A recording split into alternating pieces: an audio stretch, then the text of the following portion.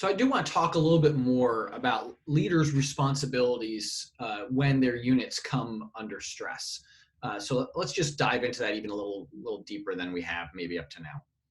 So there's 5 core leadership functions for leaders to build resilience. And again, this is one model for looking at it, and it's a framework for how to think about what we can do in reaction to stress. We can strengthen, mitigate, identify, treat, and then reintegrate. So how does this come in? Well, first of all, is the strengthen. This is about being a good leader and building up the resilience ahead of time.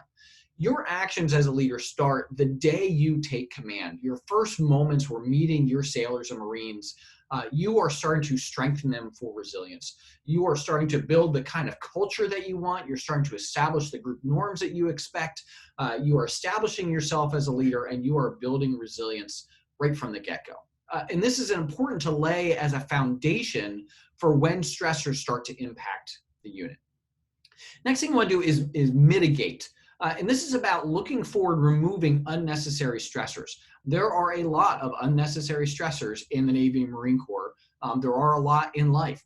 Part of a leader's job is to stand between those stressors and their unit to try and make sure that they are not unnecessarily stressed.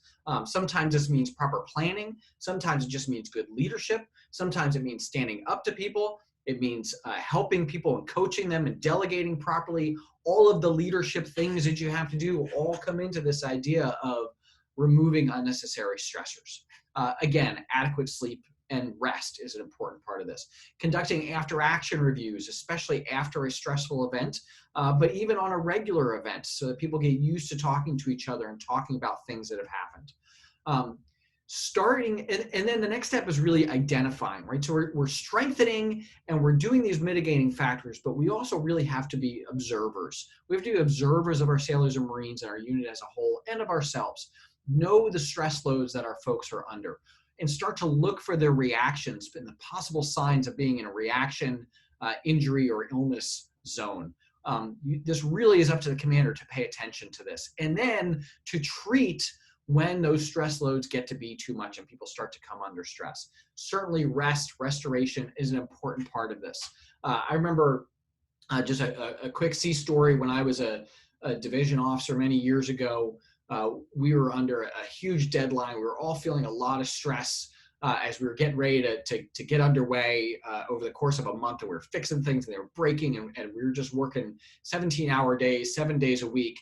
And finally the captain came in and said, okay, everybody gets 1 day off, period. No phone calls, no nothing. Everybody gets 1 day to rest before we get underway, because he knew that he would be introducing a higher level of stress than would be safe for us to get underway with, especially the increased stress load with getting a ship underway. So rest and restoration really is that frontline defense here.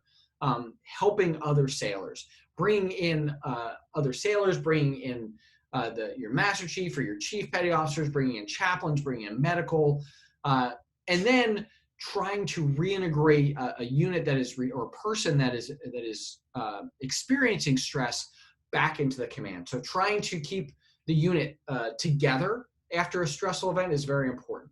Trying to get people back to full duty. Now, again, this is going to be in consultation with medical personnel. We're not going to just do it to do it, but we're going to have to communicate with those folks, and they're going to have to communicate with us in order to process this full reintegration.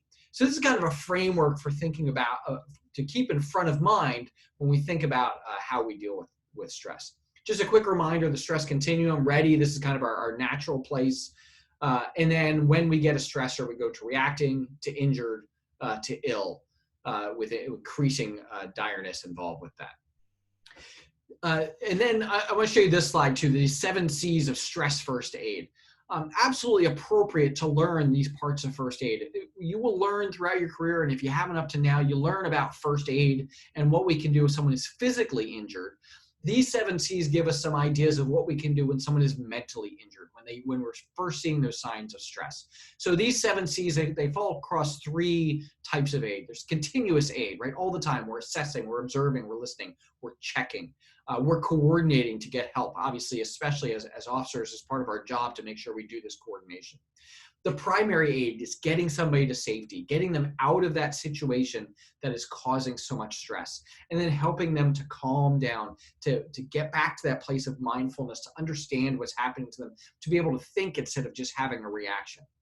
And then the secondary aid, right? So once we've achieved this not really a level of calm, but at least the intensity of the stress has calmed down a little bit, getting support from others, restoring effectiveness through those reintegration and restoring their confidence to be back to a full up round. So lots of things that we actually can do here, and we should be doing, and we should be practicing these on a regular basis. Again, this isn't just about combat. This is about everyday life and the stress that we all face in the military, and how we as leaders can help observe and then deal with and prevent the stress that's going on in our units.